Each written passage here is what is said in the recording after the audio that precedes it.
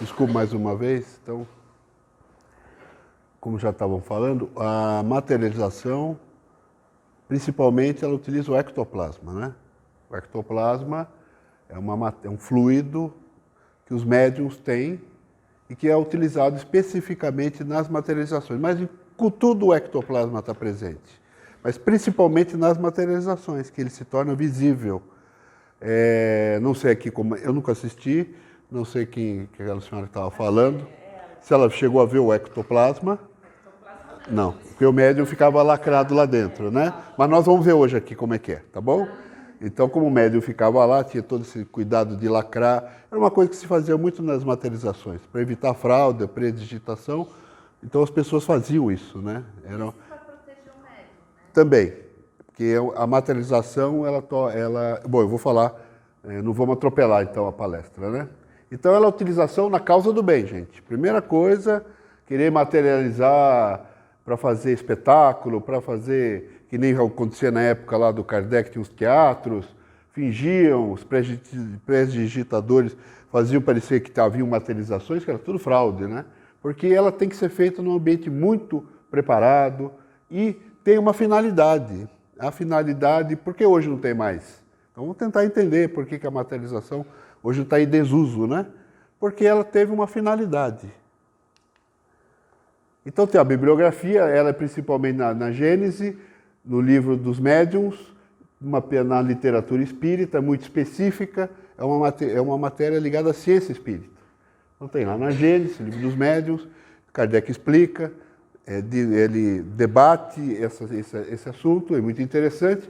Só que como nós estamos, o Centro Espírita é voltado mais para a evangelização, não para a ciência espírita ou para os eventos que tem um momento. Teve um momento aqui específico, isso aqui vamos dizer assim, é um Centro Espírita que teve uma diferencial na época, né? Era o seu pai que era o médium? O sogro dela era um médium com esse atributo, né? Então a nossa temática é muito grande. Como vocês viram, a literatura espírita, depois se o senhor quiser imprimir, ficar para ver a literatura espírita, que não deu para enxergar direito, ela é muito vasta. E aí temos a postura da obra da codificação, que é o Kardec falando sobre isto, na Gênese, no livro dos médiuns, né? Não tem no Evangelho segundo o Espiritismo, apesar de ter eventos, como o evento de Jesus quando ele se transfigura no Tabor, né? Um evento de materialização ali. Então, materializou-se 2 outros espíritos com o ectoplasma de quem? De Jesus. Ele estava aqui, a gente não vê, porque o ectoplasma ele é invisível. E os espíritos muito elevados não ficam assim soltando ectoplasma. Isso já é mais da nossa matéria mais rudimentar, né? Jesus era um espírito com a sua quintessência, trazia um diferencial porque ele tinha mais envergadura, ter evoluído mais que nós, né? Então tem a literatura espírita, né? Você fala, mas o que é isso? Materialização? Isso é coisa, não existe, né? Isso é só espetáculo? Não, a literatura espírita, como eu trouxe, estudou muito o assunto, né? E tem uma postura científica, ela foi muito estudada no início do século XIX e houve por um Nobel da Medicina, Charles Richer, né? Então, ela foi estudada cientificamente, a materialização. Como ela disse, tudo que ela falou, de trancar o médium, de trancar as portas, tudo isso para evitar, acorrentava o médium, né? Isso tudo era feito, isso já é mais... eu acho que já era mais uma coisa que as pessoas queriam para evitar dizer que era fraude. Então, trancavam para não dizer que era o médium que estava aqui, né? Certo? As pessoas vinham... Tinha todo mundo desconfiado, né? Será que é, não é? Muitos curiosos, né? Isso interfere muito na materialização. Então, primeiro, de onde vem isso? De onde vem o ectoplasma? Vem do fluido cósmico universal, né? E o que é o fluido cósmico elementar? O fluido cósmico universal. Ele é a matéria elementar primitiva, onde está o halo de Deus, né? Deus é isso tudo. Nós estamos mergulhados no fluido cósmico universal que emana de Deus, que é Deus em sua essência, né? Tudo, nós estamos mergulhados em tudo isso. A gente olha para o universo, o que é aquilo tudo que preenche o universo? É uma coisa que ainda estamos a estudar. Né? O fluido cósmico universal, que vem também o nosso fluido vital, nossa vida decorre do fluido cósmico universal. Ele tem várias, ele vai se diversificando. Ele é etéreo ou quando se materializa. Então, vocês imaginem o vapor d'água, é tão simples, né? A gente ferve a água em casa, some a água, para onde ela foi? Evaporou. Aí a hora que ela condensa, vira água de novo. O fluido cósmico universal é a mesma coisa. O vapor é um fluido decorrente do fluido cósmico universal. Faz parte dele, né? Quando a gente fala desse fluido, é onde está tudo. A gente está mergulhado nele. Nós mesmos estamos dentro dele, né? E aí é o seguinte, os nossos fluidos espirituais, como a gente não vê o ar, que é mais simples, a gente sabe que existe o ar, porque a gente respira o ar. Como o vapor d'água, a água está no ambiente, tem umidade, tem água aqui. Mas não dá para medir o fluido espiritual. Até dá para medir a quantidade de água no ambiente, a gente já tem instrumentos para isso. Mas ainda não temos instrumentos para medir o espírito. Ninguém conseguiu provar a existência do espírito assim, com aparelho, né? Ninguém pegou um espírito e quando tinha, mesmo na materialização, o pessoal fazia, mediam, né? Tinha a experiência de botar a mão na parafina e ficava a mão na parafina, né? Depois, olha só, a prova da materialização, ficava lá o parafina com a mão, mas mediu o que? A altura, o peso, às vezes, chegou-se a estudar o peso, qual o peso atômico é diferente, é tudo diferente, mas não há calor, né? Então o espírito material, mas não dá para medir ele. O que é isso? Dá para medir? Dá para fazer as coisas externas, as coisas materializadas e não espiritualizadas. Essa é a nossa grande ainda dúvida. Por que isso? Porque a gente tem que crer ainda, né? A gente tem que ter fé. É complicado, a gente está nessa fase de ter fé. E agora mais ainda que nós temos nossos eventos de mediunidade estão meio escassos, né? Não tem, tirando o Divaldo Franco, que é um grande médium espírita, não tem mesmo no mundo, não temos mais muitos, né? Que nem o Chico Xavier que teve, como teve, Jesus veio, foi um evento, né? De explosão de eventos mediúnicos, né? Então o papel da ciência. Tem aguinha aqui para mim? Será que é água? Ah, tem, né? Deixa que eu pego, pode deixar. Mas, obrigado. Então vamos lá. Eu escrevi aqui, Allan Kardec, Gênese, página 22. Papel da ciência. Deste ponto de vista, todas as ciências isso aqui eu copiei do livro, que fazem conhecer os mistérios da natureza, são revelações e pode dizer-se que há... Obrigado. Que há para a humanidade... Obrigado. Que cai isso aqui, que escorrega, hein? Não é uma verdade? É uma revelação incessante. A todo momento é uma revelação nova. A astronomia revelou o mundo astral que não conhecíamos. A geologia revelou a formação da Terra. A química, a lei das afinidades. A fisiologia, as funções do organismo, etc. Então temos os grandes eventos, né? Os grandes precursores da ciência, Copérnico, Galileu, Newton, Laplace, Lavoisier, foram reveladores. Leonardo da Vinci, etc. Muita gente que a gente pode pensar agora na história da ciência e da humanidade, né? Então o papel da ciência, mas o que é a ciência espírita? Aí ela é uma diferente das outras, ela só observa, né, os fenômenos. Então, o que o Richer fez foi observar o fenômeno, para provar se ele existia ou não. Né? Como aqui era fato, as pessoas vinham aqui e viam o espírito, mas mesmo muita gente saía daqui sem acreditar, né? Então, o Papa Quevedo esteve aqui, sabe aquele? O caçador de prestidigitador. Ele entrou muito sem calado, porque ele não pôde nem sair falando da história da profissão. Era muito perfeita a materialização que aconteceu, não tinha como questionar. Então, as partículas de Deus, né? Então a ciência vem estudando o que é isso, né? Partículas de Deus, porque a gente quer saber o que é Deus, fluido cósmico universal, todo mundo quer, né? Medir. Aí nós já estamos conseguindo, né? Que é o bóson de Higgs. Faz tempo que já descobriram ele, né? É a menor partícula até o momento encontrado. Então tem o átomo, aí tem os quarks, aí chegaram lá, foram dividindo o átomo, né? Que na época de Aristóteles era o átomo, né? Porque quando ele só falou do átomo já era a menor partícula. E hoje já nós estamos nessa daqui, que falam que essa seria então o fluido cósmico universal. Ninguém sabe ainda, porque a gente não consegue medir também a espiritualidade, né? Então nós vamos desfragmentando a matéria, né? Então está aqui ó, o modelo como é que se fala? Modelo do bóson de Higgs. Então, esse é o bóson de Higgs, olha como ele é complexo, né?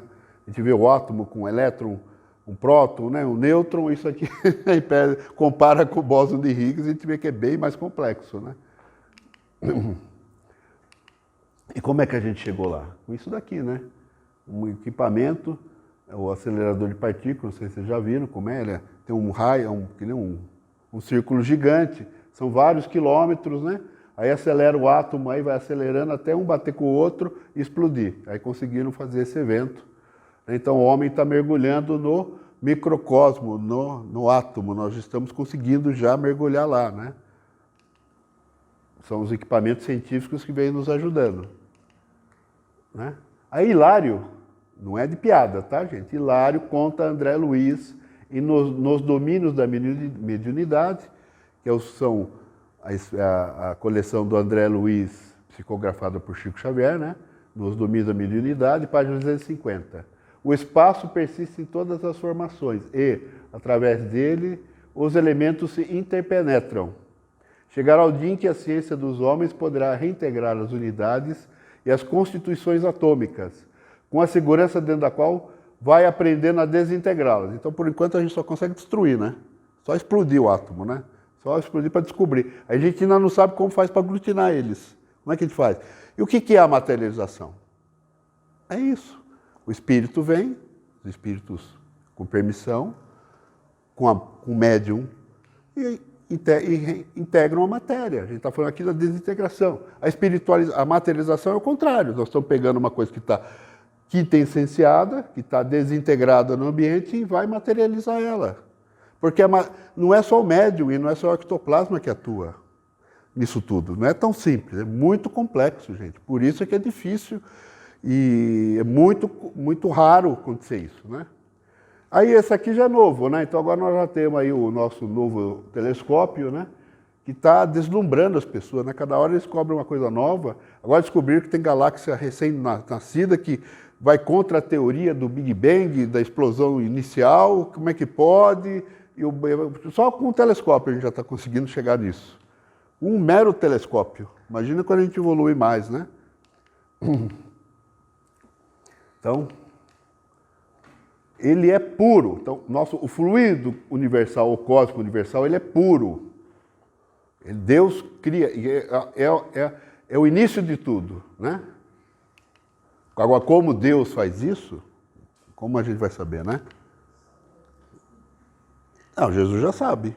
Ele falou, vocês chegarão ao Pai através de mim e saberão tudo que eu sei. Porque a gente sabe que Jesus é um grande arquiteto do planeta, engenheiro, arquiteto, cientista, ele é tudo. Porque o livro dos Espíritos diz, para a gente ser perfeito, a gente tem que saber tudo, tem que aprender tudo. Está lá escrito, para ser perfeito, tem que aprender tudo. E principalmente o quê? Ciência. Tudo isso aí que a gente está lendo hoje, além de ser a parte moral, tem que ter a inteligência para saber tudo. Aí a parte moral é uma vírgula, não, né? Outra metade da coisa. Mas vamos falar hoje de ciência.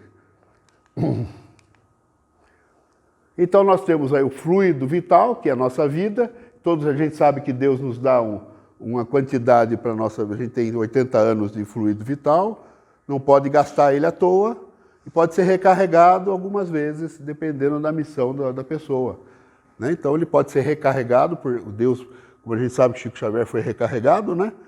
Ele, né, quase morreu seco, gastou tudo que ele tinha que gastar, né? A gente vê que é uma pessoa que doou tudo que ele podia doar, né? Porque ele foi, a gente viu ele secando em vida, né? Foi doando, não precisava, a matéria não era nada para ele já vivia mais lá do que cá, né? Temos o fluido magnético. O magnetismo, quando a gente vai lá tomar passo, o que é? O nosso fluido magnético, nosso fluido vital também, né? As nossas emanações, o nosso ectoplasma, tudo isso faz o passe magnético, mais a intervenção dos espíritos. Aí, parte dos espíritos, a gente vai e canaliza também com a nossa matéria. Né?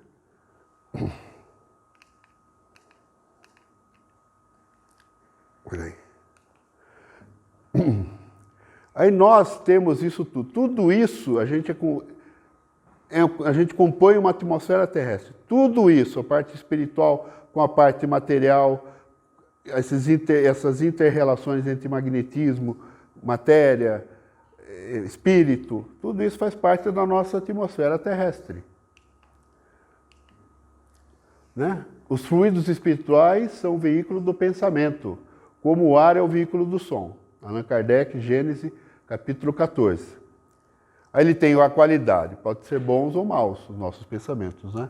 E hoje a gente já tem o pensamento materializando no computador, que a gente já consegue mexer o computador só com as ondas cerebrais, como alguns paralíticos conseguem já mexer a cadeira de rodas, alguns que não têm condição de falar, né? Então só pelo pensamento o homem já consegue, já se comprova então que o pensamento é energia, né? Que antigamente, o que é o pensamento? Penso, logo existe, mas ninguém fala, mas eu vou medir o pensamento. Não sei se ainda se mede o pensamento, mas que eles já estão conseguindo canalizar as ondas mentais para a gente fazer o que a gente pensa, sim. Vamos falar do ectoplasma, então, finalmente. Então, ele é uma definição atribuída a Charles Richer. E ele não era qualquer um, né? Ele era um Nobel de Fisiologia, Medicina. E naquela época ainda, no início do século XIX, que era mais rigoroso ainda o Nobel, né? Era mais assim, não tinha muito negócio de política, né? Era mesmo, pessoal, né?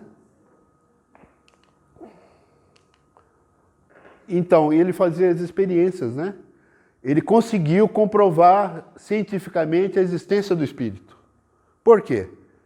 Porque se você materializa um espírito, é porque ele existe, né? Se aquilo lá não é nada, de onde vem aquilo? É um espírito. Né? Então ele conversava com os espíritos. Teve muitas experiências, mas muitas mesmo. Mas ele tinha médium, né? Então veja, o que é uma médium potente? É o Allan Kardec que diz isso. Que tem a Eusapia Paladino, a médium mais famosa que temos na história mundial, médium. E ela tinha, para efeitos de materialização, ela ficou à disposição do Charles Richer por vários anos e não cobrava nada, ela só, né, ela ia para lá e para cá com o Charles Richer, participava de vários eventos em tudo quanto é cidade na Europa para fazer experiências. E o Charles Richer fazia experiência não só ele, com outros cientistas. Ele tinha que provar, ele não era espírita, virou espírita, mas ele tinha que provar, ele levou isso muito sério, a existência do espírito. Ele falou, eu quero provar que o espírito... E como ela tinha essa médium, ele foi estudar, como Allan Kardec foi estudar as mesas girantes, ele foi estudar as materializações que essa médium fazia. Aí ele falou, tirou ela da parte meio boba, assim, né? Que ela não tinha ainda Ela foi preparada pelo plano espiritual para ser essa médium, para servir ao espiritismo. Mas ela, primeiro, não era. Ela fazia assim, as materializações, levitava, o pessoal falou, mas essa médium é diferente, né? E então ele usou ela, no bom sentido, para que fosse, então, essa Eusapia Paladino, né? Ela foi, então, nossa Eusapia, ela que foi utilizada, uma pessoa normal, não tem nada de anormal no médium, pelo contrário. E aí tem o nosso ectoplasma, como é que é? Não é muito agradável olhar, né? Por isso que também fica sempre escondido, ficava escondido, porque não é agradável olhar isso. Inclusive ele é reptiliano, ele sai rastejando, então as pessoas, né, têm um cheiro diferente, peculiar, sai pelos ouvidos, pelos narizes, então sai pelos orifícios, né? Então é isso que faz. Então ele vai saindo e vai subindo e o espírito vai se materializando na frente de todo mundo. Ou já sai, às vezes, materializar lá de dentro. Ele tem esse momento que é um momento diferente, né? Que as pessoas não estão muito preparadas. E também tem outra coisa. Vocês acham que seria fácil? E o médium não tem um desgaste gigante para fazer um negócio desse? Energia vital, né? Que ele doa. Então, além do esforço do médium, o espírito também tem que se condensar, né? Também tem a força do espírito.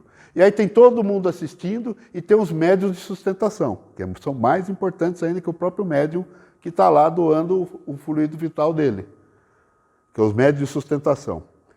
Mas tem as pessoas, os curiosos, as pessoas que vêm. Então, todo esse ambiente tem que estar muito preparado, em sintonia, para que o evento ocorra. Porque se tiver um monte de gente que não acredita e ficar jogando vibração, pensamento, que é uma energia negativa, vai ficar bombardeando o ectoplasma, vai diluir o ectoplasma. Né? Eu não acredito, não acredito. Então, faziam esses eventos, trancavam o paladino, botavam corrente nela, e as pessoas ficavam olhando. Como tem que ficar escuro, porque a luz queima o ectoplasma, então as pessoas ficavam mais ainda desconfiadas, né? Então tinha que prender, botar cadeado, a pessoa guardava, não, pegava um assim, você guarda o cadeado, aquelas histórias para as pessoas acreditarem. Então quando vocês vão estudar, né? Então faziam tudo isso. Aqui temos nosso Chico Xavier. Ele também era um médium de sustentação ele era, né? Ele ia também. Vocês viram o filme do Arigó, né? O que o Arigó fazia? O que é aquela cura imediata? É o ectoplasma em ação do médium. O médium ele vai e interfere diretamente na doença. Ele vai e cura. É uma coisa muito diferente, né? É diferente do magnetismo. Isso aqui é cura materializada. Então aquilo lá vai e cura o câncer, cura isso imediatamente. Por isso que nós não vemos essas curas milagrosas, tipo, entre aspas, imediatas, instantâneas, em qualquer lugar, né? Não vê. Pode até ter um médium que pode usar pro mal, né? São os falsos profetas, que Jesus disse que iam enganar a gente, mas servem para o escândalo. Mas tirando isso, temos o Arigó, né? O próprio Chico Xavier participou de algumas sessões de materialização, mas a missão dele era totalmente diferente. Então ele fez poucas vezes. No caso aí, então, o médium que tem o ectoplasma, ele doa o ectoplasma para que não é que ele materialize o espírito, ele doa o ectoplasma para que crie um corpo, né, ectoplasmático. Então, o espírito pega o ectoplasma dele. O espírito pega o ectoplasma, manipula aquele ectoplasma e vai se materializar. O médium só doa o ectoplasma, não interfere. Ele fica até inconsciente, ele fica em estado cataplético, catatônico, né? Ele fica lá assim, eu não estudei, ele fica lá imóvel, né? Ele não se mexe, ele fica inconsciente. Isso é uma mediunidade muito, muito forte, né? O médium que é igual ao médium mecânico, escreve sem saber, né? Então, ele doa lá. Todas as imagens foram feitas pelo Charles Richer, tirando a do nosso Chico Xavier. Eu nunca vi a materialização, mas eu tenho a curiosidade, você sabe. Quando o espírito se manifesta, ele é com características humanas, assim, Sim. Você sabe quem é o espírito? Sim. Sim, tinha os espíritos que davam nome, dá o nome, eu sou a pessoa tal. Na época da Usapa Paladino, elas sempre materializavam um espírito, uma mulher, não lembro agora o nome. Era sempre uma pessoa que ia, dava... Vários deles, vários que eu disse que materializou para fazer o batismo e vinha assim.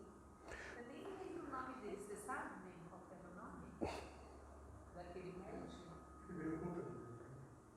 Tinha, por exemplo, a Vasti, que era esposa de porque era o meu sogro e o meu tio, né? O irmão dele que faziam. E a esposa do meu tio, ela morreu de parto, era bebê. Ela começou a materializar e ainda de barriga. Só que quando ela materializava, ela não precisava acender a luzinha. Ela era tão iluminada que as pessoas não conseguiam nem olhar de tanta luz. Então, eles se identificam, sim. Só que, como eu disse, é muito sensível à luz, ao toque, não pode pegar, né? E aos pensamentos dos circundantes. Então, as pessoas que vinham aqui, vinham todas imbuídas de um sentimento muito elevado, né? E a facilitar, como a senhora disse, tinha ele e o irmão. Então, eles já foram preparados, eles tinham uma sintonia grande, né? Então, o irmão doava muito, ele a gente doa muito na hora do que nem na cura.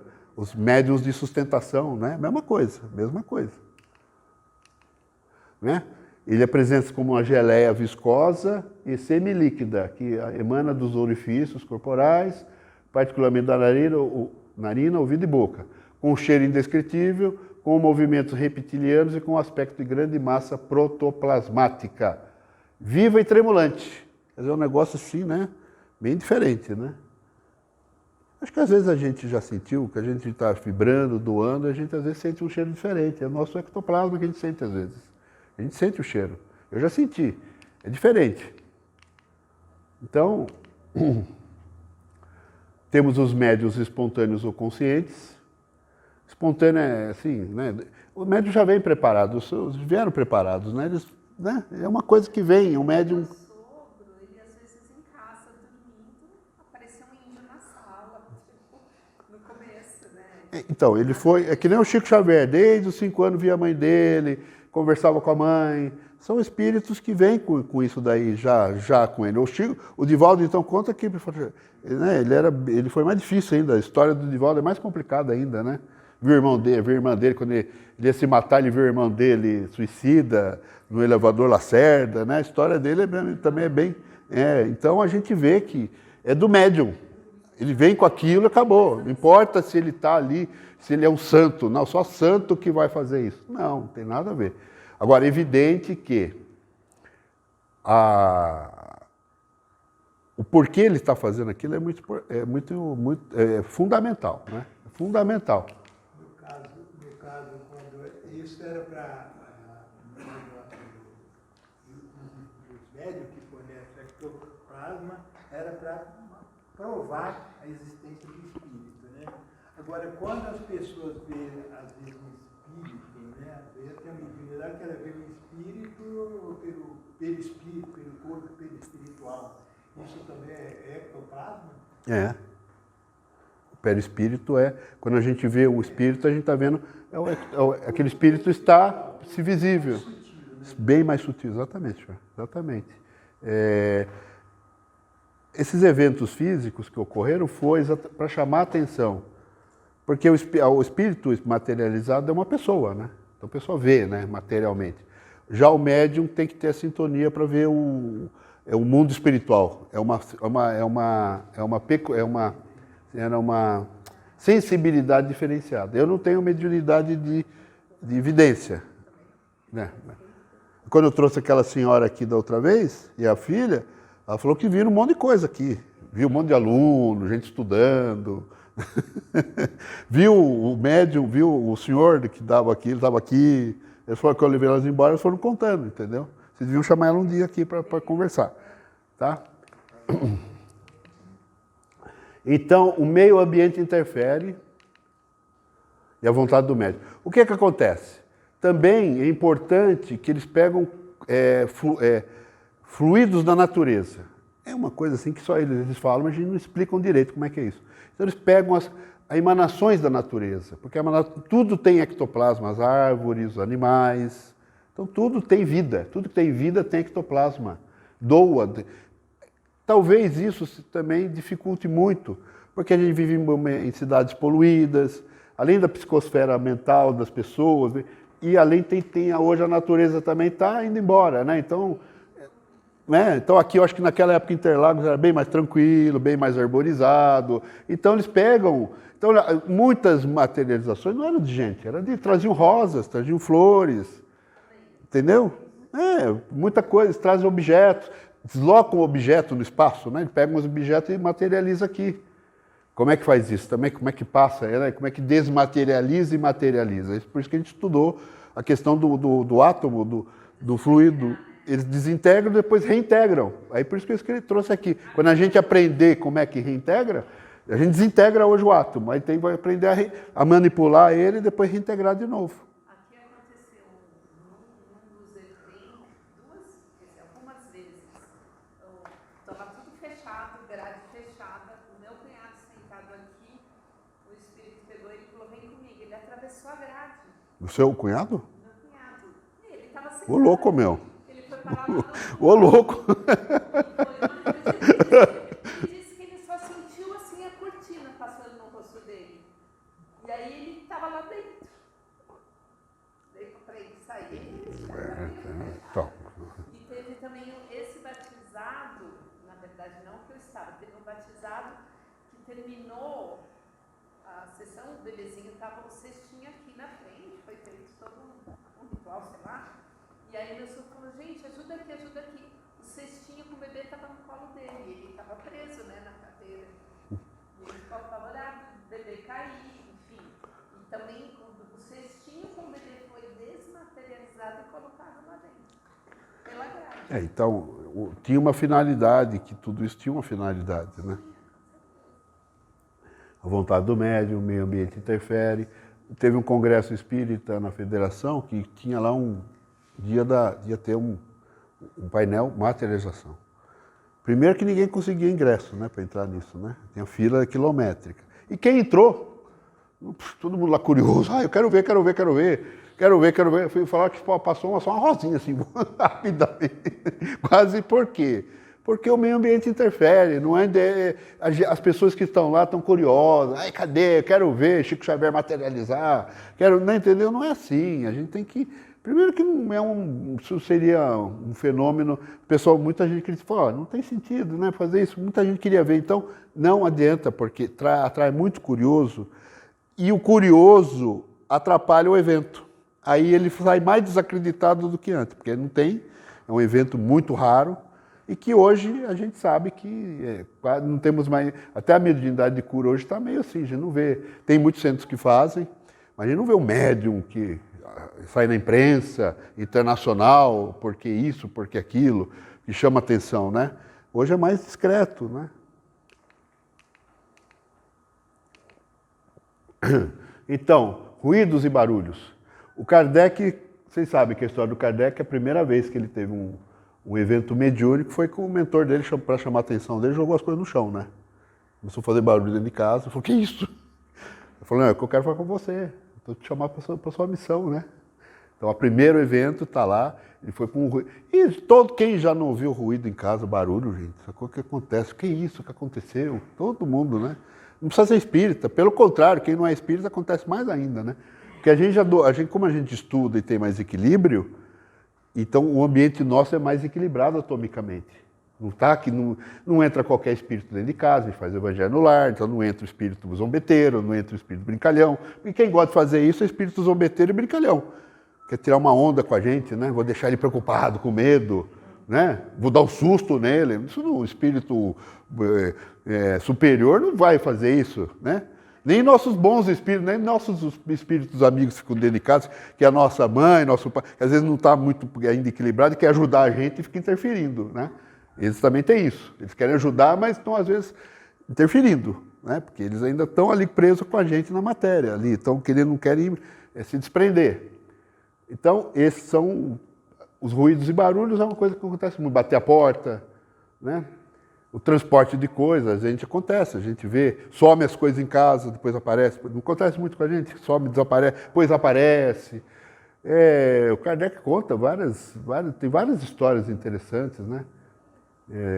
Que eu acho que não vai dar tempo de ficar falando disso. Então, as aparições e materializações é mais um dos eventos que acontece a toda hora, né? Só que esse aqui é especial porque é o espírito materializando. Então tem todo um aparato que é muito difícil. Olha como é que faziam aqui. Tinha que ficar lá o médium quietinho lá para ele poder se concentrar, porque senão as pessoas vibravam, entrava o pensamento lá e ia queimar o ectoplasma. A gente ia queimar o ectoplasma, né? Só de ficar pensando, já ia fulminar o ectoplasma. Mas será que ele vai aparecer? Será que é verdade? Só ponto, né? Só de desconfiar já atrapalharia. E as curas, né? Como eu disse para vocês. Então, o ectoplasma está presente nas aparições, nas transfigurações, uma vez que o perispírito é invisível para nós, em seu estado normal. Aí o senhor está explicando. Mas é formado de matéria etérea e podendo fazê-la sofrer momentaneamente sua ação e fazendo assim visível. Então, quando a gente tem a evidência, é porque o espírito também está permitindo que a gente veja o seu perispírito. Tá? Ele está ajudando e a gente tem percepção de ver aquilo ali, porque ele é etéreo e nós temos capacidade de penetrar nisso. Tirar o véu. É muito complexo. É muito complexo. Não dá para a gente falar assim, né? É tão complexo quando ela disse que a pessoa apareceu lá dentro, estava aqui, de repente estava lá dentro. Imagina o susto que não foi. Você pensa que nós somos ainda tão limitados, porque assim, nessa forma, nos nossos 5 sentidos, né? Para os espíritos não tem parede, não tem barreira, não tem grade, eles passam por onde eles quiserem, porque para eles isso é uma vibração. Desde que ele seja elevado, porque o espírito pouco elevado, por isso que a gente tranca a porta e tal, eles não, às vezes não passam, eles não conseguem passar. Eles acham que tem a porta ali, né? Mas eu estou falando dos espíritos, sim, uma sim, consciência mais elevada. Né? Sim. Então, isso daí é uma coisa assim muito legal, né? A mediunidade de cura, que é rara, a espontânea, utiliza o ectoplasma, efeito físico. Por isso se caracteriza pela instantaneidade e energia da ação, como nos explica na página 222 Terezinha Oliveira em sua obra Mediunidade, editora Allan Kardec. Então é isso.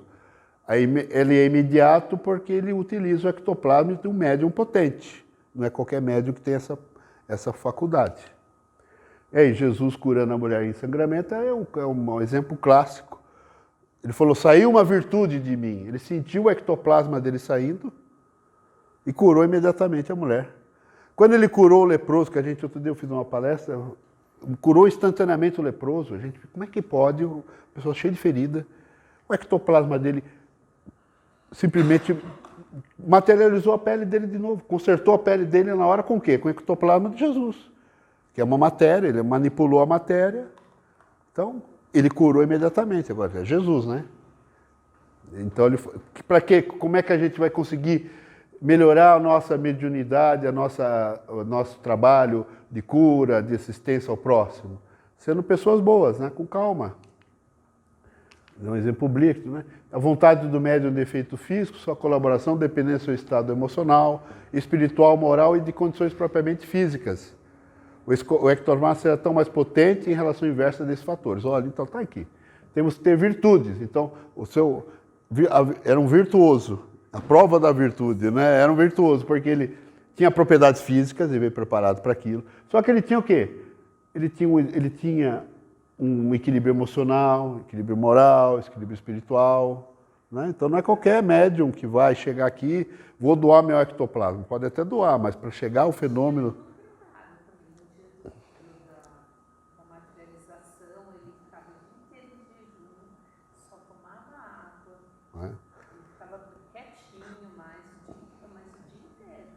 Por quê? Porque o corpo precisa de descanso. Quem viesse na sessão não consumisse carne naquele dia.